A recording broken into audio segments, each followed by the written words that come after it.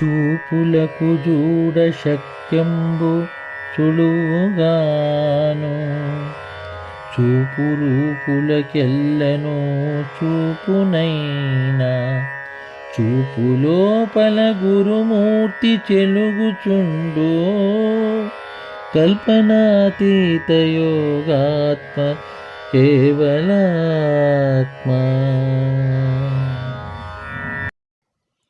చూపులకు జూడ శక్యంబు సులువుగాను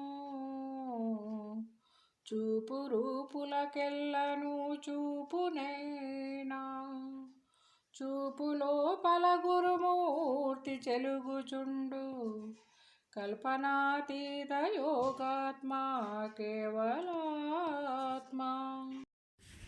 జై గురుదేవ. కేవలాత్మ శతకం 29వ పద్యం.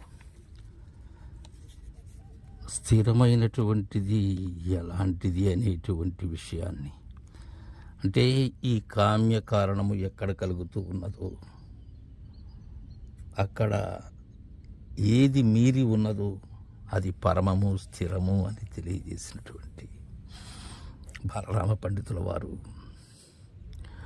ఒక చక్కని సూచన మనకు అందజేస్తున్నారు. గురుమూర్తి స్థానాన్ని తెలియజేస్తున్నారు. అసలు ఎక్కడ ఉన్నారు గురుమూర్తి? ఎలా అంటే చూపులకు జూడ శక్యంబు సులువుగాను. ఏంటంటే చూపులకు చూసేందుకు శక్యమైనది, సులభోప్రాయంగా. ఇంకొకటి, చూపులకు జూడ సఖ్యంబు సులువుగాను. ఇది చూపులకు చూసేందుకు శక్యము కాక ఉన్నది. ఎలా అంటే ఇది కానరాకున్నది కనుగొని నా గనులకు కనుల ముందు ఉన్నది అంటారు. ఎలా అంటే ఇది అత్యంత సులభమైనటువంటిది, అయితే అసఖ్యమైనటువంటిది కూడా. ఎప్పుడు శక్యమవుతుంది, ఎప్పుడు అసఖ్యంగా ఉంటుందంటే గురు మరుగును ఎరగనంత కాలము కూడా ఇది సాధ్యము కానటువంటిది, సులభము కానటువంటిది.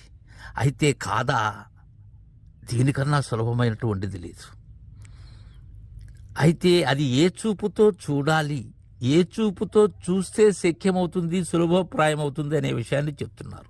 ఏంటంటే చూపు రూపులకెల్లను చూపునైనా. కీలు ఉన్నది ఇక్కడ.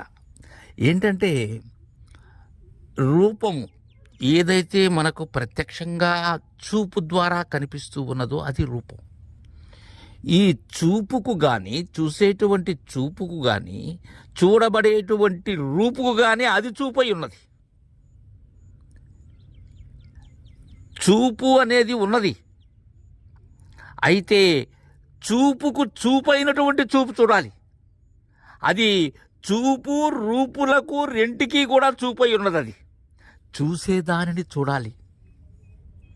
చూసేదానిని చూడాలంటే చూసేటువంటి రూపాన్ని కాదు, ఏదైతే రూపాన్ని దర్శించేటువంటి చూపై ఉన్నదో ఆ చూపుని చూపుతో చూడాలి.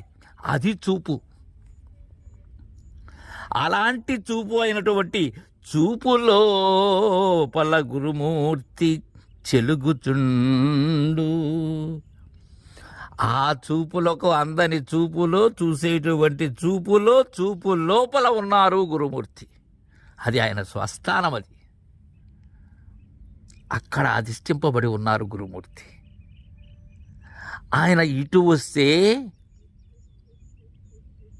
సమస్తాన్ని తనలో ఇముడ్చుకుంటున్నారు, లేదా లోగా అయితే సమస్తము తన కుక్షిలో ఇముడ్చుకొని ఏమీ అంటని వారై ఉన్నారు.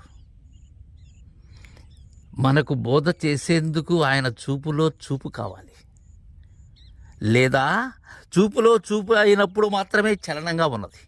కానీ చూపు లోపల చూపు ఎప్పుడైతే అణగబడి ఉన్నదో అక్కడ ఏ చూపు కానరావటం లేదు. అక్కడ అచలమై ఉన్నాడు గురుమూర్తి. ఆ చూపు లోపల గురుమూర్తి చెలుగుచుండు. అక్కడ పరిడివల్లితో ఉన్నాడు, ప్రభవిస్తూ ఉన్నాడు, అక్కడ ప్రవర్తిస్తూ ఉన్నారు గురు మహారాజు. ఆ గురు స్థానాన్ని అధిరోహించినట్లయితే ఇక